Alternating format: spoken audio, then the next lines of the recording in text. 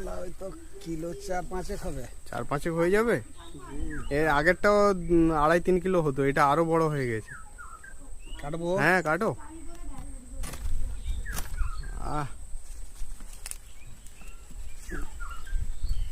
চলুন বন্ধুরা, লাউ নিয়ে রান্নার জায়গায় যাওয়া যাক। লাউয়ের ফুলরি বানাবো।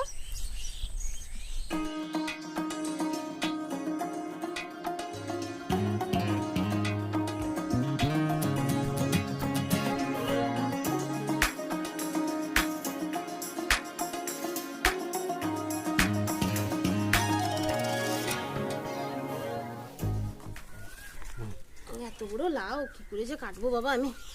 এটা কাটা হবে নি, এইটুকু কঠিন। আস্তে আস্তে কাটো।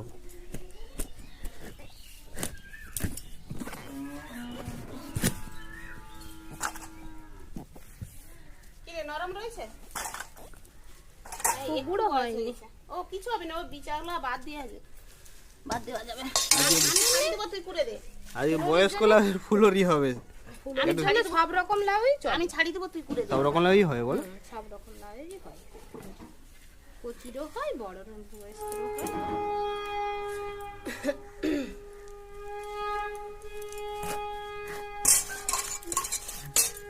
একটু বিচাগুলোকে বাদ দিয়ে দিবি। এই কয়েকদিন আগে লাউ খাওয়া হলো তো, দিয়ে অন্য রান্না বান্না হচ্ছিল, আর এই লাউয়ের দিকে নজরই দেওয়া হয়নি, ওই জন্য একটুকু বয়স হয়ে গেছে। একবারে ধুয়ে কুড়ে নিবি। হ্যাঁ, জামটা নে, জামটাই করে আমি ছাড়িয়ে ছাড়িয়ে দিয়ে দেবো। এটাকে বাদ দিয়ে দিলেই হয়ে যাবে।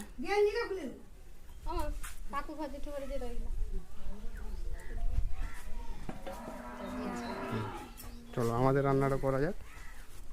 ফুলরি জন্য তখন পরে একটু করবো, বলবো।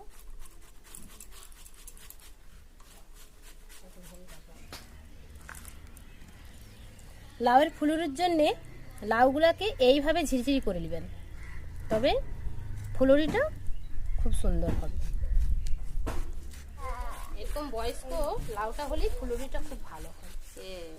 কচি লাউ হলে কি হয়, সেটা অতিরিক্ত আরো বেশি নরম হয় না, তখন আরো বেশি নরম হলে একটু হালি হালি গন্ধ করে, তখন হালি মারতে হয়। আর এটাকে কিন্তু হালি মারতে হবে না, এটাকে এই যে গ্রেট করার পরে নুন মাখিয়ে যদি একটুক্ষণ পরে যদি জলটা নিচুড়ে বের করে দেওয়া হয়, তাহলে আর হচ্ছে তোর আর দ্বিতীয় মানে প্রথমবার সেদ্ধ করে আবার হচ্ছে গলনাটা করতে হবে।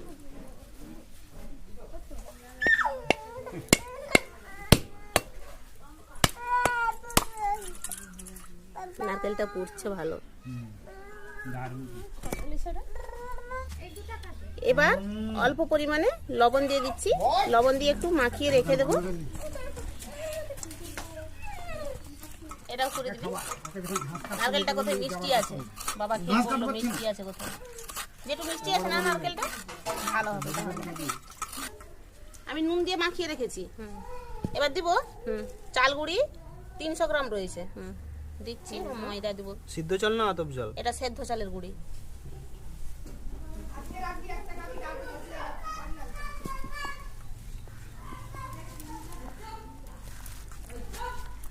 ময়দা 200 গ্রাম।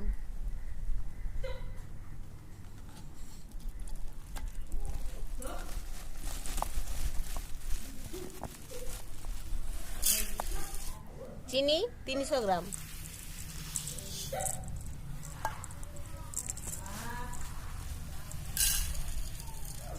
নারকেলটা দিয়ে দেই ছড়িয়ে। এই জামটাই মাখাতে দিয়েছিলাম, বড়টাই।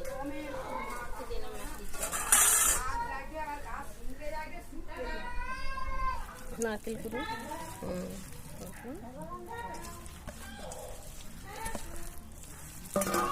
আমি এদিকে উনুন ধরিয়ে কড়াও বসিয়ে দিয়েছি।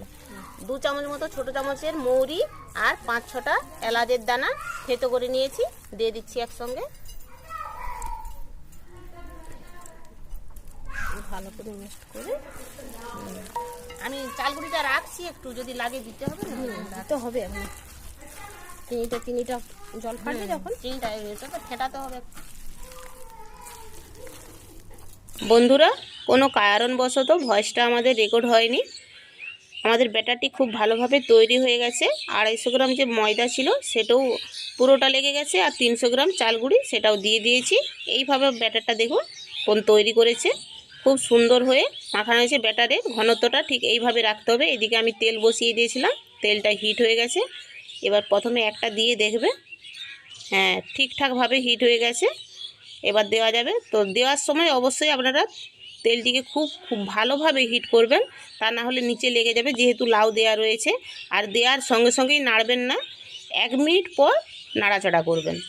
এইভাবে নেড়ে চেড়ে 5 থেকে 6 মিনিট খুব ভালোভাবে ভেজে নেব। খুব বেশি লাল করার দরকার নেই। দেখুন এই রকম বাদামি কালারের হলেই তেল থেকে তুলে নেব। ঝুড়িতে আমি একটি কলা পাতা নিয়েছি, কলা পাতার উপরে তেলটিকে ঝরিয়ে ঝরিয়ে রেখে দিচ্ছি। আমরা 3 বোন মিলে আজকে লাউয়ের ফুলুরি ভাজছি। আমার 2 বোন তেলের মধ্যে ফুলুরিগুলো ছাড়ছে, আর আমি তেল থেকে ছেঁকে তুলে নিচ্ছি। এইভাবে একে একে সব ফুলুরিগুলো ভেজে নেব। তো আজকে এই ফুলুরি খাওয়ার জন্য জঙ্গল থেকে শালপাতা আনা হয়েছে, কচি কচি শালপাতা। এখন জঙ্গলে প্রচুর পরিমাণে শালপাতা কচিয়েছে। তো এই যে আমি সবার হাতে হাতে কচি কচি শালপাতা ধুয়ে পরিষ্কার করে রেখেছিলাম, দিয়ে দিলাম। এবার এর মধ্যে ফুলুরিগুলো দেব। সবাইকে 4-6টা করে ফুলুরি গরম রয়েছে, গরম গরম দিচ্ছি। তো একসঙ্গে খাওয়ার মজাটাই আলাদা বন্ধুরা। কোনো রান্না যদি কোনো সময়, সবসময় যে যত বড়ই রাঁধুনি হোক না কেন, রান্না সব সময় সুন্দর হয় না। তো কোনো সময় খারাপও হয়ে যায়। তো সেই খারাপ রান্নাও যদি এইভাবে যৌথ পরিবারে সবাই মিলে আনন্দের সহিত খাওয়া যায়, তাহলে সে রান্নাটাও অমৃত সমান হয়। তো আমাদের কাকু জেঠু সবাই তো খেয়ে বলতেছে লাউয়ের ফুলুরি খুব ভালো হয়েছে, বাবাও বলতেছে। তো সেই ভয়েসটা তো রেকর্ড হয়নি, তখনকার তাদের ভয়েসটা আপনাদেরকে শোনাতে পারলাম না। আমাদের এই যে নন্তু হিরণময়, সেও বলছে খুব সুন্দর হয়েছে। তো বন্ধুরা আজকে তো খুব আনন্দের সহিত লাউয়ের ফুলুরি খাওয়া দাওয়া হলো। এইভাবে আপনারা অবশ্যই যে কোনো সময় এইভাবে বাড়িতে লাউ থাকলে বা বাজার থেকে নিয়ে এলে আপনারা যখন খুশি এইভাবে লাউয়ের ফুলুরি বানিয়ে সবাই মিলে আনন্দ করে খেতে পারেন, খুব মজা হবে। তো আজকের ভিডিও এখানেই শেষ করছি, দেখা হচ্ছে পরবর্তী ভিডিওতে। ততক্ষণ আপনারা ভালো থাকুন, সুস্থ থাকুন, ধন্যবাদ।